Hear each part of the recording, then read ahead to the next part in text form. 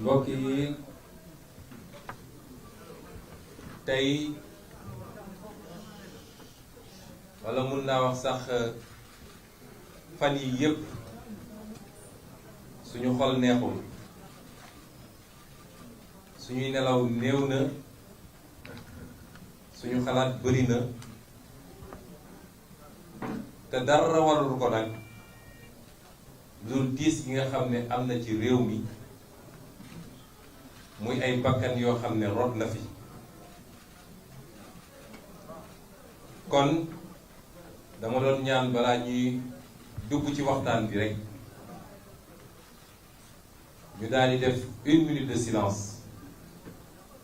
jagleel ko suñuy doom ndax ñi fi faatu ñëpp wala ñi ci faat ñëpp ñun lu ñuy doon ndaw ndaw ndaw mat nañu doom tey jox nañ ma liste boo xam ne jeexagul ndax ñi ngi confirmer ñi ngi xool ñeneen ñi ci tudd ba am confirmation waaye liste bi ñu jotagum mat na déjà fukki nit benn bakkan bu rot rek ci anam ku mel nii nga xam ne dañ koo faat musiba la ci réew mi rawatina nag buñ nee tey mat na fukki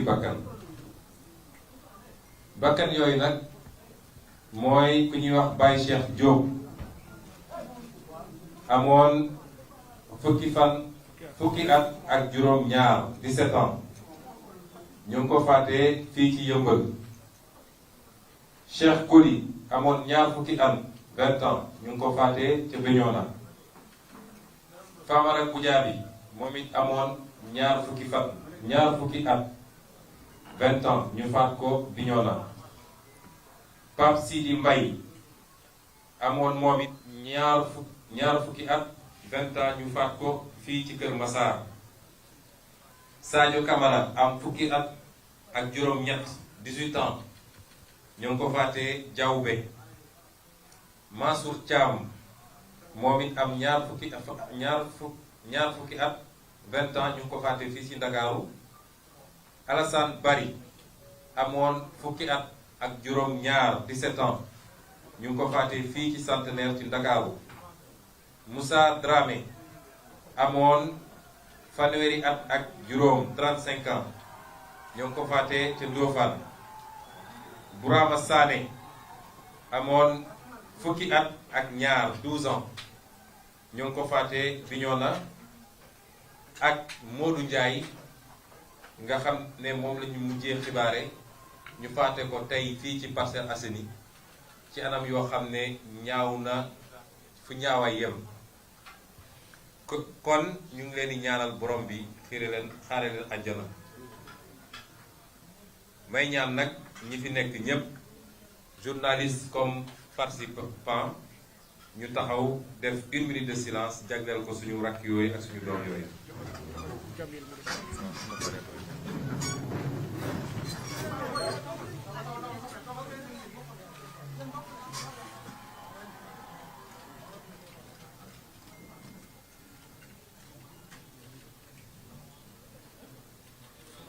jërëjëf maa ngi jox suñu sëriñ sëñ Mansour Sy Djamil mu jagleel leen ay ñaan yoo xam ne xaasatan la yokk barke rek comme yàlla def mu teew fii te di suñu sëriñ ñu jox ko micro bi rek mu defal leen ñaan.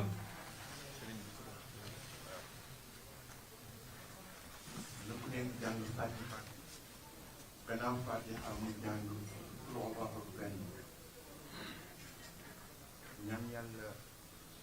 mu nandal leen si déggu Kawsara pour wax benn bu nekk àndal ci waaye ñeneen ñi nga xam ne bokk na ñoom diine ñu def seen prière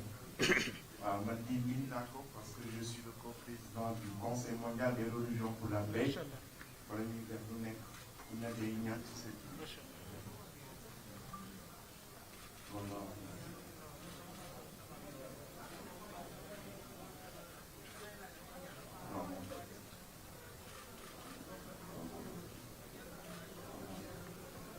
اللهم يا رب ورسولها إنما نزل علينا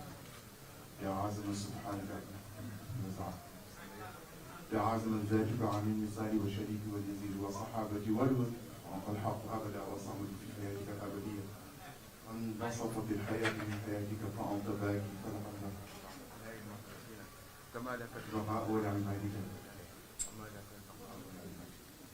اللهم ملطف الحق الذي إذا نطق به لعبد خفي واسترهم بسترك الجميل الذي سطق به نفسك حتى لا عين حركت ولا يد تصل إليك في مماته اللهم صل على سيدنا محمد وعلى جميع الأهوال ولا تقل وتقل جميع الخطيئات من جميع السيئات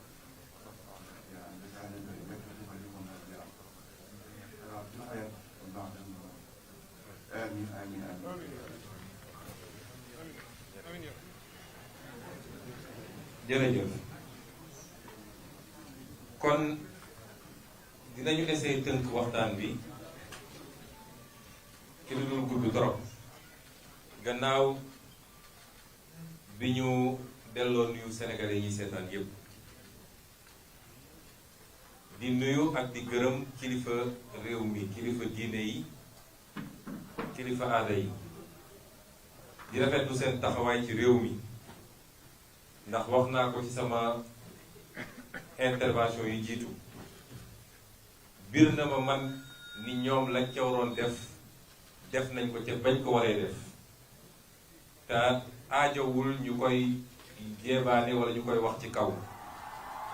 dafa fekk nag kilifa diine moom orma rek lañ ko warlul am na loo xam ne bu naree xotti orma suñu waxee ci suuf yem ca waaye ku bañ a dégg ba mbir mi tàng sa loxo yi di nga dellu si ñoom woowaat leen kon ñu leen di gërëm ci taxawaay bi di gërëm kilifa aada yi bu baax tamit di gërëm ñi fi teew ñépp ñii fi nekk ñépp amul kenn koo xam ne politique wala parparloo moo la fi andi amul kenn koo xam ne li nga daj ci fan yii parparloo moo tax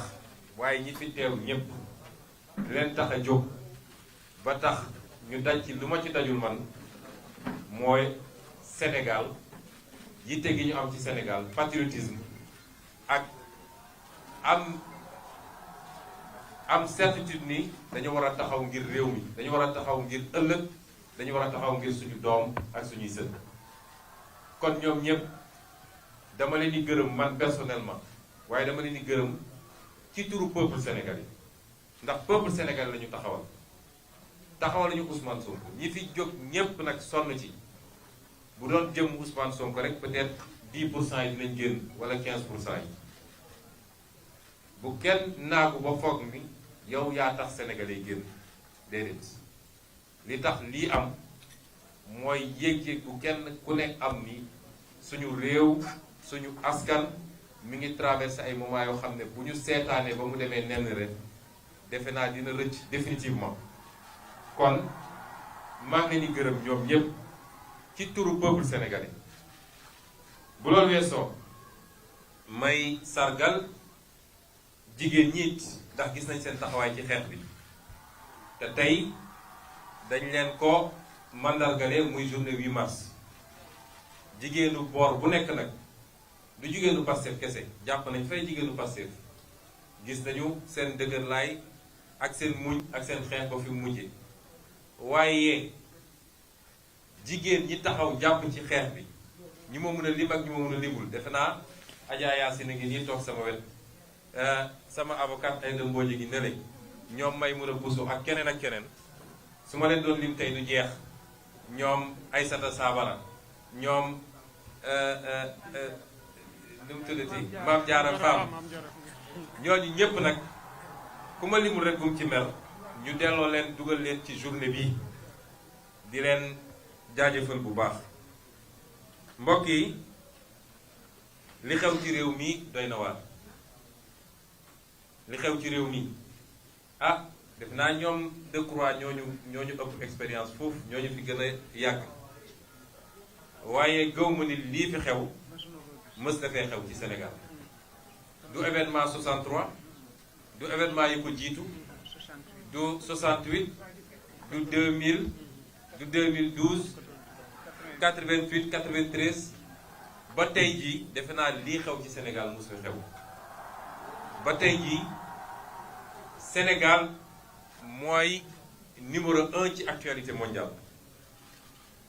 journal boo ubbi Sénégal mooy numéro 1 ci actualité mondiale kon loolu du lu tuuti il faut que ñun sénégalais ñu mun koo natt xam lii li mu doon ak lan la war a marqué ci suñu histoire réew parce que su dee mënuñu ci jël ay jàngat waaye gañe ci ay points ba lii dootul am ci réew mi bu boobaa defe naa dañoo sacrifice yi dootul jëriñ dara ñi seen bakkan rot ñi si gaañu te ñu bëri ñeneen ak ñeneen ak ñeneen defe naa dootul jëriñ dara kon bu ñu waxee loolu dañuy delloo njukkal ni ma ko defee ci ñi nga xam ne seen bakkan ron na ci te dinaa ci dellu si ma def ko ci ñi gaañu ndax ñi gaañu bëri na te am na ci ñoo xam ne gaañu yu xaw a garaaw la di ñaan yàlla rek mu bañ a weesu foofu di leen delloo njukkal ndax mbir mi ñoom ak du ñun di ci def nag di ci jagleel ngërëm bu particulier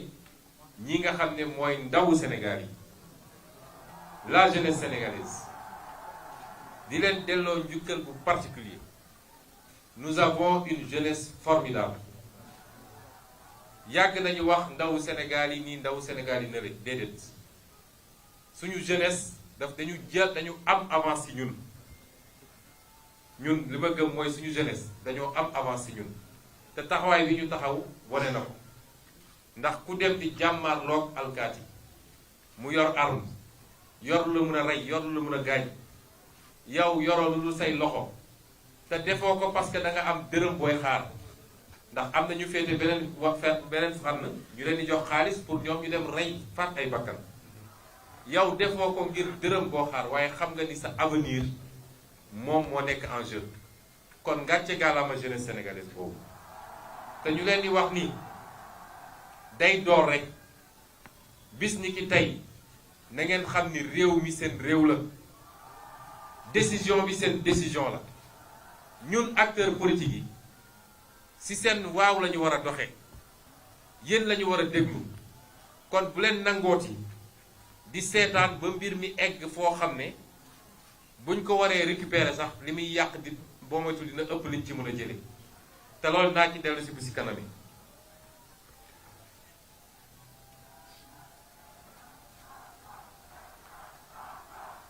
ma wax nag nii ñooñu ñépp nag nga xam ne sonn nañ ci mbir mi même ñi toog seen kër di ko naqarlu même ñi yor seen kurus ak seen sijaada di ñaan bu ma nekkee fii tey di waxtaan ak yéen xam leen ni yéen a tax ndax bu ngeen amuloon taxawaay boobu waxuma la tey jii waxuma la àjjuma bii passé waaye lundi 8 février laa waroon nekk Rebeuss kon tey fii du ma toog di wax ak yéen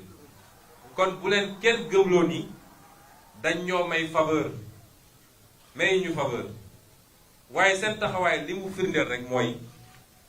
li tubaab naan la souveraineté appartient au peuple mooy kàttan dëgg sañ-sañ dëgg ci réew askan bee ko moom kenn moomu ko ñoom dañoo faral di wax loo wax ñu ne la force reste à la loi restera à la loi waaye la loi mooy le peuple la loi du député la loi du Macky Sall la loi du Antoine Diome la loi mooy la volonté populaire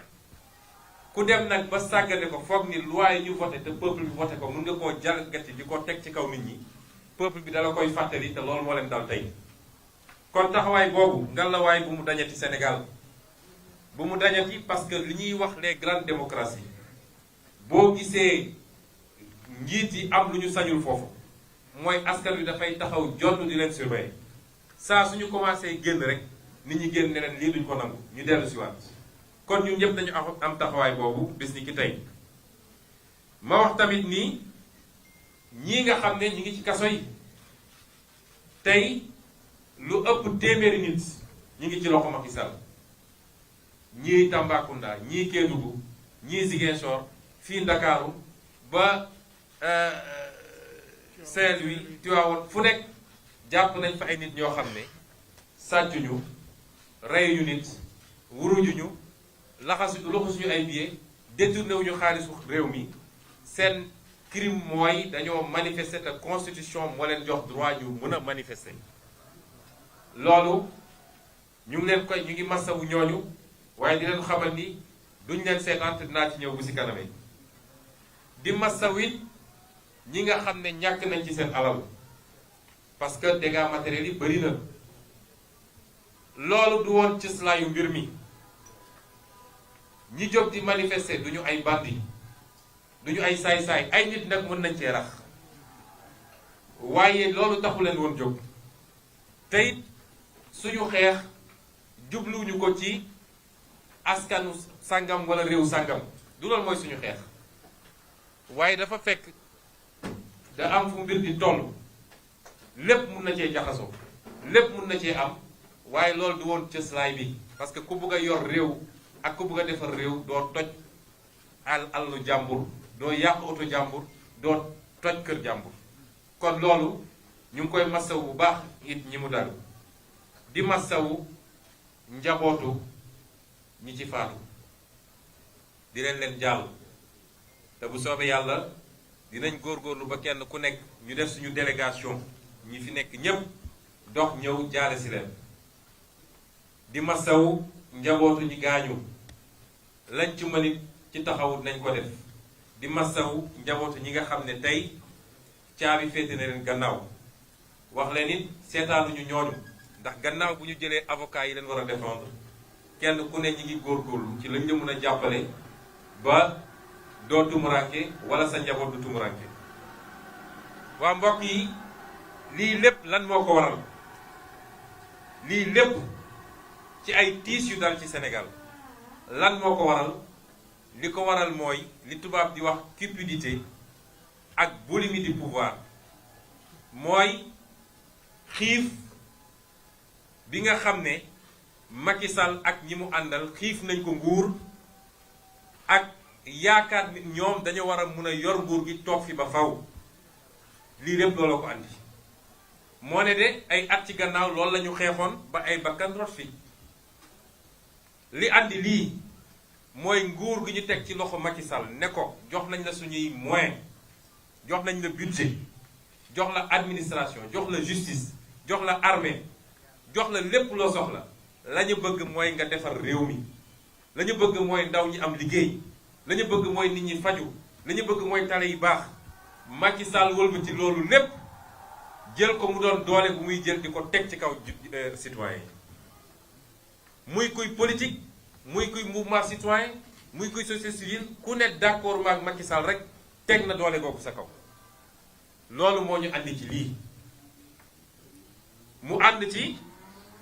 ak ay nitam yoo xam ne duñ ko wax dëgg bal sax boo moytul ñoo ko yées moom ci boppam ndax lii am lépp nag acteurs yi bari na de waaye li ci ëpp acteurs yu ndaw la boo ko doon seet ñeenti acteur la muy Macky Sall Antoine Diome Malick Sall ak Bassirou Gueye ñeneen ñépp ay suq lañ yoo xam dañ leen di defloo ay ancien directeur u domaine ak ay avocat ak ñooñu ñëpp dañ ay pion lañu waaye ñeent ñii musiba Sénégal yépp ci jamono ji ñu toll tembe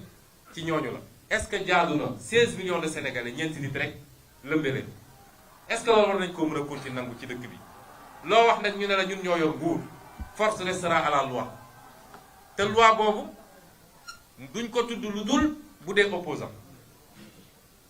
loi boobu dañ koy wëlbati pour mën a jot ci opposant waaye ñoom saa suñu waree loi bi war a dal seen kaw mu ne mukk du fi am ñaata nit ñoo fi def njombe yoo xam ne kenn mënu ko tudd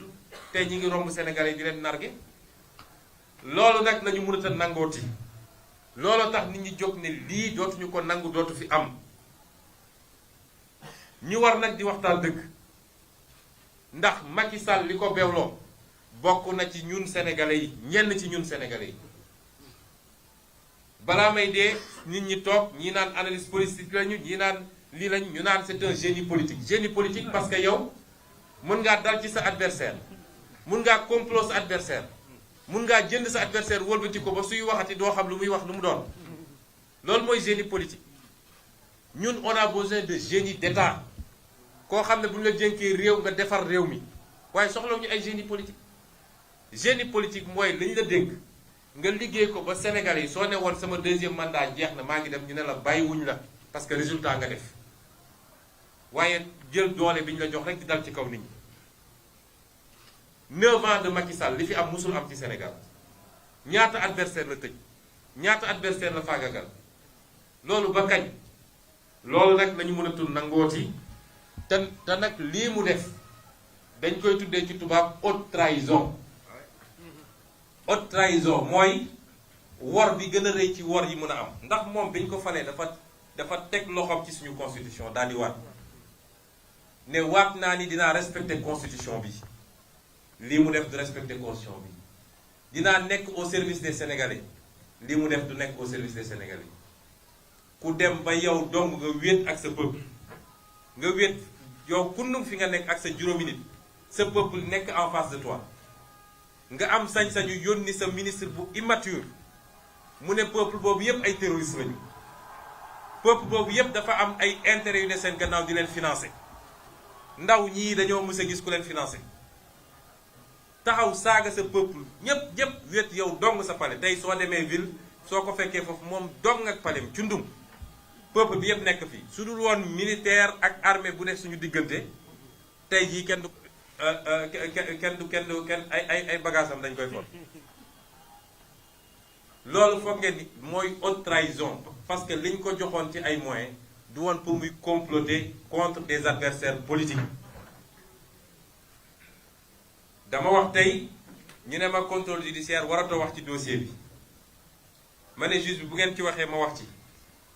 ndax saa su ne dossier amoon na fi dossier Khalifa Sall gis nañ ko dossier Karim wax na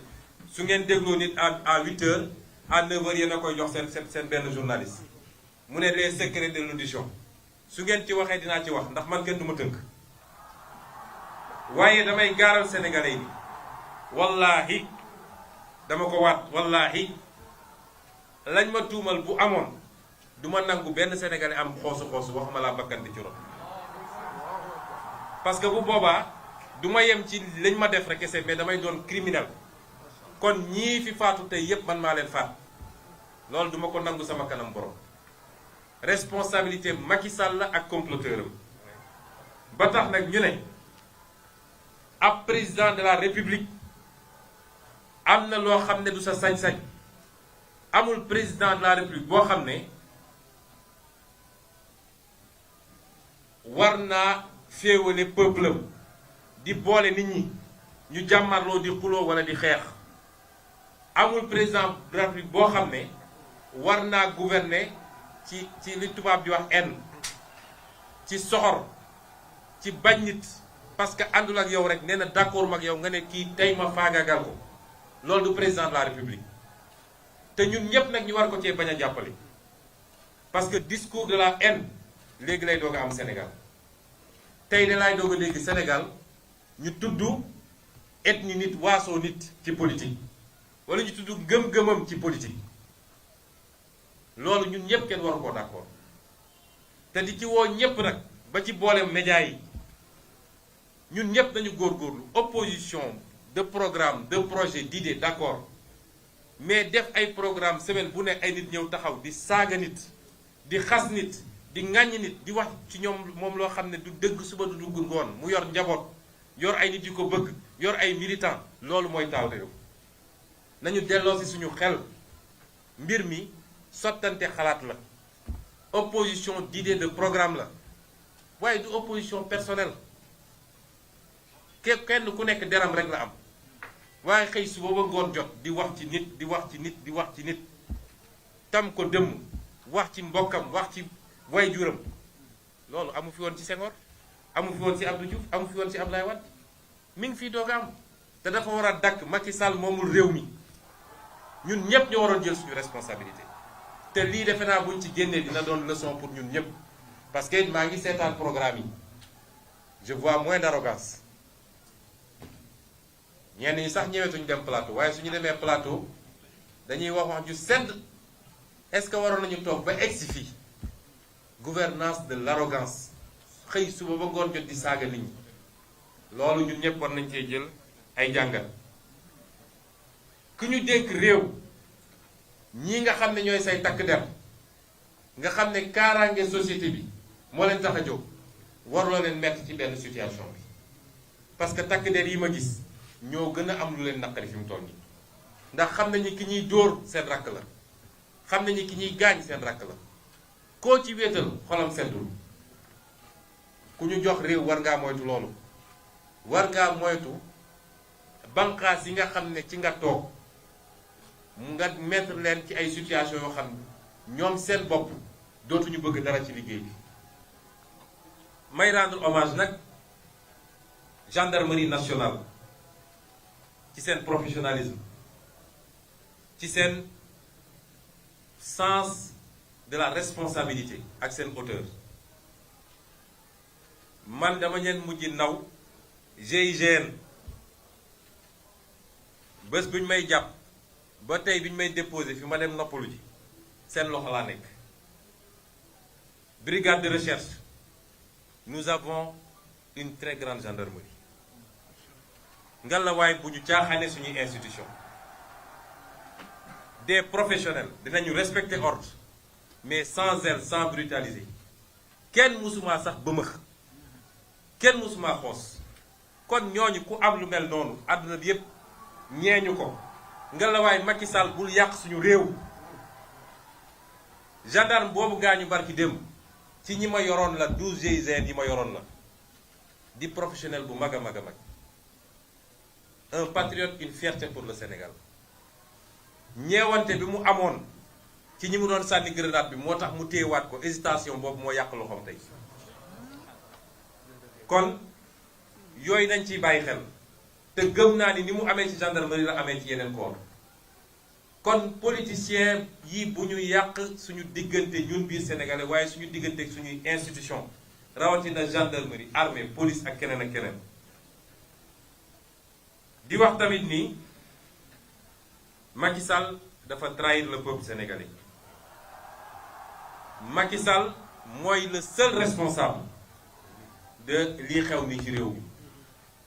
te responsabilité boobu duñ ko bàyyi mu jaas Macky Sall amul légitimité pour jiite Sénégal tey ji amu ko woon démb tey doog a ñëw ndax man bokk naa ci candidat yi nga xam ne bi ñu génnee 2019 maa waxoon candidat ñeenti candidat opposition yi ne leen position de principe du ne génn nañu génne xale yi ñu xeex de waaye position de principe mooy duñ ko reconnaître amul légitimité il est le président légal waaye du président légitime defe naa mel nu man ci ñeenti candidats yi maa yor position boobu ba léegi mosoo leen ma dégg ma ne ko président Macky Sall laa koy wax parce que légitimul dafa mbuxum élection yi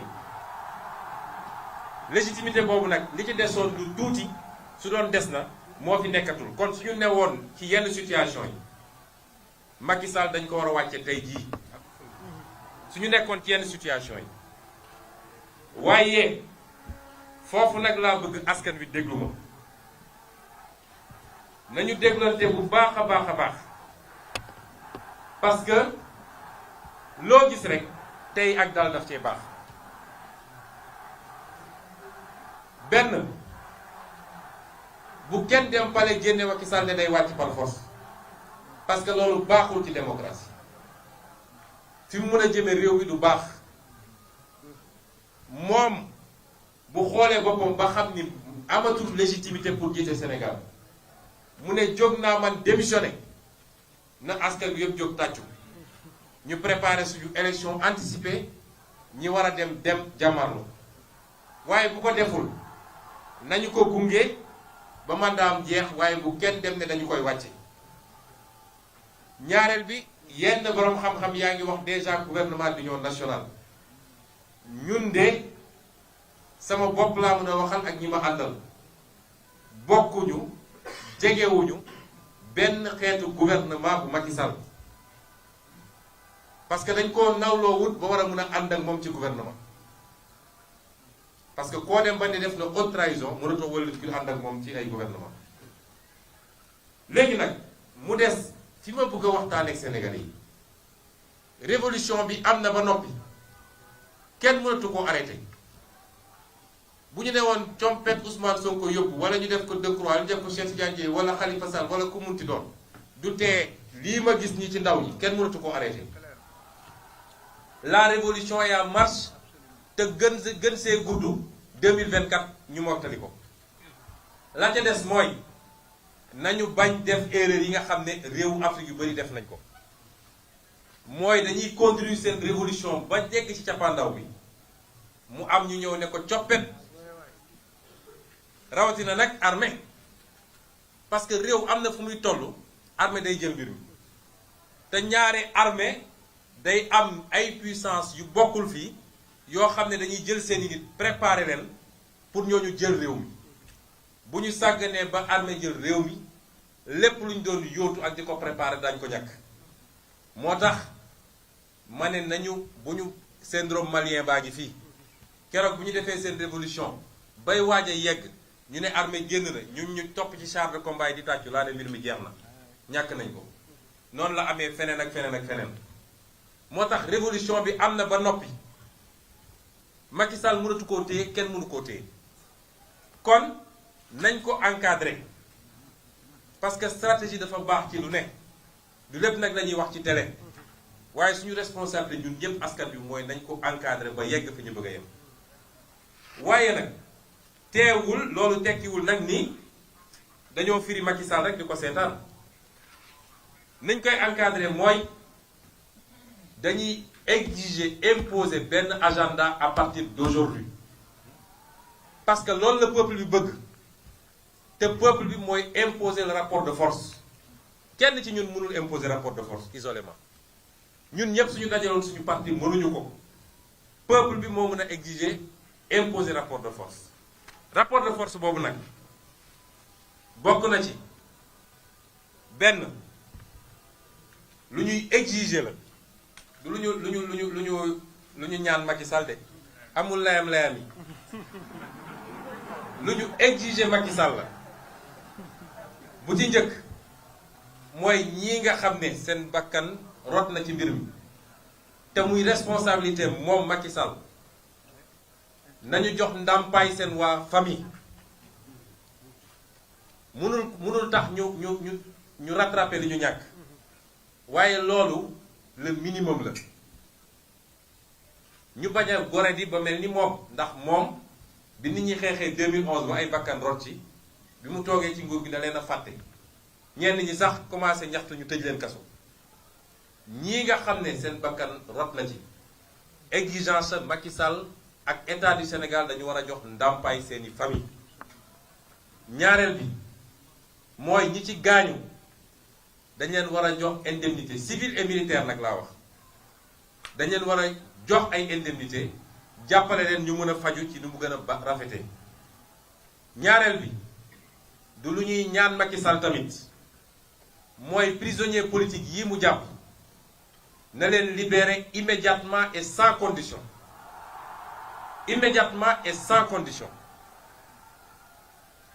te nag premier point bi ma njëkk a wax gannaaw bu ñu nee réparation ñu ngi exiger ñu ubbi une enquête indépendante parce qu'il faut ñu xam kan moo tiré ak kan moo rey ay affaire u Balla Gaye jaar na fi leneen ak leneen ba léegi kenn xamul lu xew ak kan la loolu tax nit ñi di am fit defaat enquête indépendante ñuy wax nag ni ñi ngi déposer une plainte auprès de la Cour pénale internationale parce que lii c'est des crimes contre l'humanité te ci nguuru Macky Sall la xewee fii Sénégal ñetteel bi mooy bis ni ki tey dootuñu nangu Macky Sall di persécuter les opposants ak les honnêtes citoyens di leen espionner di leen mettre sur écoute la terreur va changer de camp dootuñu ko nangul Macky Sall yooyu il faut mu jeex tey. démb dégg ngeen gendarme bu démissionné parce que def na liggéeyam ni mu ko war a defee ñu envoyé ko ay police ñu koy espionné suba ak ngoon. Macky Sall moom lan la ñu teg wala moom mooy Sénégal loolu dina dakk bis ni ki tey. ñaareel bi mooy ñi nga xam ne ay milices la yu mu jël moom ay sambabo yi ñu jël jox leen xaalis ñu yor ay jaas yi ak ay fital di fit nit ñi. exigence nañ leen identifier jàpp leen livrer leen à la justice ñu àtte leen ñoom ak ñi leen yónni nag ñoom ak seen commanditaire. juróomeel bi mooy Macky Sall bëgg na ko bañ na ko dina créer les conditions pour ñu mën a dem ci ay élections nu mu gën a leeree. ay wuruj fichier électoral jeex na ci Sénégal yor say carte d'identité ne du ma ko jox ndaw ñi parce que ànduñu ak man jeex na ci Sénégal. Macky Sall dina créer les conditions yu ñu mënee demee ci élection xam ne ñépp lay tolloole ku peuple bi tànn ñu ne kii la. juróom-benneel bi mooy ci ni mu gën a gaawee il faut ñu organiser élection yi ci élection locale sénégalais yi tànn seeni maire parce que maire yoo xam ne seen mandat léegi mu def 10 ans kenn mënatu koo nangu. dina organiser élection législative en 2022 sénégalais yi tànn seen député jox seen bopp assemblée bi ñu bëgg waaye dina organiser 2024 élection présidentielle ci ni mu gën a rafete lii lenn rek moo mën a doon exception mooy mu dem ba xam ni moom dirigeetul Sénégal amatul légitimité Sénégal mu ne démissionné naa ñu def élection anticipée waaye duñ ko may benn report mu toog naan maay buumi maay seet kañ laa koy def ak nu ma koy defee kooku moom jeex na Sénégal. juróom-ñaareel bi mooy na delloo ñi mu xañ seen droit civique benn ci Khalifa Ababacar Sall bii ñaar ci Karim Wade parce que loo xam ne yëkkati nga ko dem ba juridiction internationale ñu ne la jaarul yoon nga ne damay jaay doole kooku du nekk candidat ci réew mi loolu suñ ko seetaanee ëllëg ci man la ñëw gannaaw suba ci keneen lay dem dootul fi nangu élection lu dul ko ku fi war a nekk candidat nga war a nekk candidat Sénégalais yi seet ku leen doy bi tànn ko waaye Macky Sall mooy tànn kuy candidat ku dul candidat loolu jeex na Sénégal. juróom-ñetteel bi mooy moom Macky Sall na taxaw jàkkaarloog sénégalais yépp amul moo bon vouloir wala nii oui nii non fii non rek moo fi am na jàkkaarloog sénégalais yépp ne troisième sax dootuma ko tudd wax ma la mandat amu ci droit te peuple bi nee na amu ci droit peuple bi nee na deuxième mandat sax doyal nañu waaye nekk républicain moo tax dinañ ko bàyyi mu yeggali kon bu mu fi taxawati naan ay nii oui nii non ak yu demet jeex na 2024 Macky Sall n'est pas candidat au Sénégal bu amee beneen république bu mu am nag mën dafa dem nekk candidat.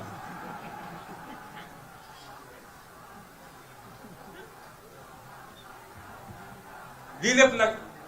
dafa am lu mu àndal dafa am lu mu ànd ak mooy li may ñaan le peuple particulièrement les jeunes bu mobilisation bi wàññeeku mukk nag tey la ñu war a gën a mobiliser wu chacun et chacune kenn ku ne ci ñun am na sañ-sañu jëfandikoo àqam bi nga xam ne constitution boo ko may ni man du ma nangu ko ma noot loolu ngeen def tey jii loolu ngeen def fan yi yëpp weesu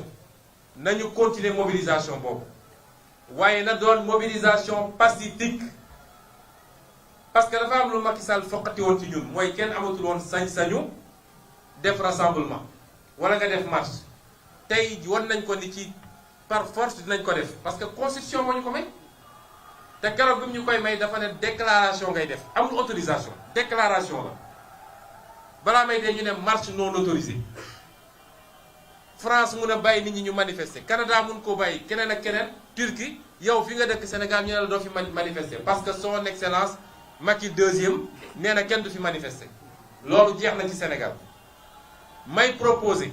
ñu continuer manifestation yi jël benn fan wala ñaar ci semaine bi 1 million de Sénégalais nañu génn yor seen drapeau national xool fu ñuy dem fu ñu koy defee dem taxaw fa exiger que lii ma wax 9 mesures yi ak yeneen yoo xam ne après concertation dina ci yokku Macky Sall da koy respecté wala dootul am jàmm ci réew mi su amee kuy tiit désormais Macky Sall lay doon waaye dootul doon ñun loolu jeex na ci réew mi. may wax nag gannaaw bu ma waxee li jëm ci Macky Sall may lancer un appel ñun ñii ñépp nag di acteur politique askan wi mérité na des acteurs politiques qui soient à leur hauteur ñun ñépp amatuñu droit yenn yi nañu sargal askan wi nañu delloo politique sa noblesse nañu jël engagement ñun ñépp waat ko ni peuple bi rek moo ñu ñor kenn new fi di politique pour xaalis booy am ku bëgg ay milliards uti ko feneen waaye politique servir ton peuple la yaa ciy sonn dépenser si ñàkk ci ba dee waaye waroo ku foog ni ci milliards ci politique ngay amee milliards ndax nga sa bopp loolu dafa war a dakk Sénégal mën nañu am ay projets yu wuute mën nañu am gis-gis yu wuute waaye ñun ñëpp nañu bokk bëgg réew mi nañu bëgg réew mi jaay intérêt réew mi li Macky Sall def daf fi war a dakk suñu ressource naturelle nga jaay suñu marché public nga jaay lu la neex nga def loolu jeex na ci Sénégal kon dama bëgg ñu nit peuple bi waruñoo gën a gore man Ousmane Sonko je ne mérite pas ce peuple là je ne le mérite pas gisuma lan laa def ba peuple bi war a daj lii mu daj ci ñun kon ñu nit nañu jël engagement solennel ni bis ni ki tey un nouveau départ la ñu jël parce que réew mi yomb naa defar de te peuple bi amatul droit un 3e ou un 4e départ bii pas ça doit être le bon départ su dee nag dañuy ŋàññi ñi fi ne ba jëlee leen fi ñëw def la ñu defoon wala lu ko yées